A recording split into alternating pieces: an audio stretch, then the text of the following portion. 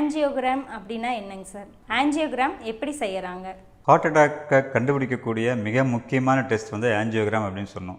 ஆஞ்சியோகிராம்னா என்ன? ஆஞ்சியோகிராம் அப்படிங்கிறது வந்து இதயத்துக்கு போகக்கூடிய இரத்த குழாயில் ஒரு டை அப்படின்னு சொல்கிறது கலரிங் ஏஜென்ட். டைனா கலரிங் ஏஜென்ட் சொல்லணும் இல்லையா? இந்த டை வந்து எக்ஸ்ரேல தெரியக்கூடிய ஒரு பொருள், ஒரு கெமிக்கல். ஸோ இந்த டையை வந்து நம்ம இதயத்துக்கு போகக்கூடிய இரத்த குழாயில் நம்ம செலுத்தும் போது அந்த டை எங்கெங்கெல்லாம் போகுது, இரத்த குழாயில் ஆரம்பத்துலேருந்து இரத்த குழாய் முடிகிற வரைக்கும் அது எந்த விதமான சிக்கலும் இல்லாமல் அந்த டை பரவி எல்லா இரத்த குழாய்க்கும் போச்சு அப்படின்னா இரத்த ஓட்டம் சீராக இருக்குது அப்படின்னு அர்த்தம். சப்போஸ் ஒரு முக்கியமான இரத்த குழாயில் பாதிக்கு மேலே அது போகலை அப்படின்னா அந்த இடத்துல அடைபட்டிருக்கு அப்படின்னு அர்த்தம். ஸோ இந்த மாதிரி எந்த இடத்துல இரத்த குழாய் அடைபட்டிருக்கு, எவ்வளோ தூரம் அடைபட்டிருக்கு, அந்த இதயத்தோட எவ்வளோ பகுதிகளுக்கு இரத்த ஓட்டம் போகிறதில்ல அப்படிங்கிற எல்லாத்தையுமே வந்து இந்த ஆஞ்சியோகிராம் மூலமாக நம்ம வந்து கிளியர் கட்டாக டிஃபைன் பண்ண முடியும். அதுக்கு தகுந்த மாதிரி ட்ரீட்மெண்ட்டை நம்ம வந்து பிளான் பண்ண முடியும். இப்போ வந்து என்ன பண்ணியிருக்காங்கன்னா, இந்த இடுப்பில் வந்து ஒரு ஃபெமரல் ஆர்ட்ரி அப்படின்னு சொல்லி பெரிய இரத்த குழாய் இருக்கும். அந்த இரத்த குழாய்க்குள்ளே ஒரு கத்தீட்டர் விட்டு ஒரு டியூப் விட்டு இதயம் வரைக்கும் போய் இதயத்தில் அந்த டையை வந்து இன்ஜெக்ட் பண்ணி அந்த டை வந்து எந்த அளவுக்கு பரவுது அப்படிங்கிறத வந்து பார்க்கக்கூடிய டெக்னிக்ஸ் எல்லாம் வந்து 1927 வந்துருச்சு.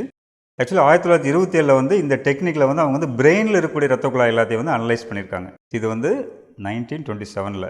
அதுக்கப்புறம் 1953 வந்து கையில், அதாவது மணிக்கட்டு பக்கத்தில் ரேடியல் ஆர்டரின்னு சொல்லி ஒரு பெரிய இரத்த குழாய் வரும்.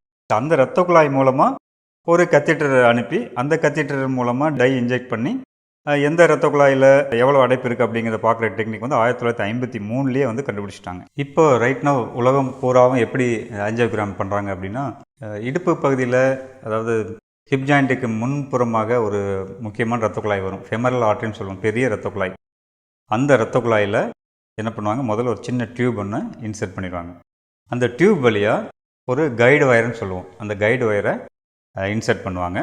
த்ரூ த கைடு வயர் ஒரு பெரிய கத்திட்டங்கன்னா ஒரு சின்ன ஒரு டியூப் மாதிரி இருக்கும். அந்த டியூப்பை வந்து அந்த இரத்த குழாய் உள்ள விட்டு அந்த இரத்த குழாய் மூலமாகவே இதயம் வரைக்கும் அந்த டியூப்பை கொண்டு போயிடுவாங்க. ஸோ இதயத்தில் எந்த இடத்துல அந்த கொரோனரி, இதயத்துக்கு சப்ளை பண்ணுற அந்த இரத்த குழாய்கள் இருக்கு இல்லையா, கொரோனரி ஆர்ட்ரிஸ், அந்த கொரோனரி ஆர்ட்ரிஸ் எங்கே ஸ்டார்ட் ஆகுதோ அந்த இடத்துல அந்த கத்தீட்டரை நிறுத்தி அந்த இடத்துல அவங்க வந்து ஒரு டை இன்ஜெக்ட் பண்ணுவாங்க. இந்த டை வந்து கொரோனரி ஆர்ட்ரிஸ்குள்ளே போய் கொரோனரி ஆர்ட்ரிஸோட டோட்டல் அது எங்கெங்கெல்லாம் சப்ளை பண்ணுதோ எல்லா பக்கம் அந்த டை வந்து பரவி ஃபுல்லான ஏரியாவுக்கும் அந்த டை வந்து தெரியும்.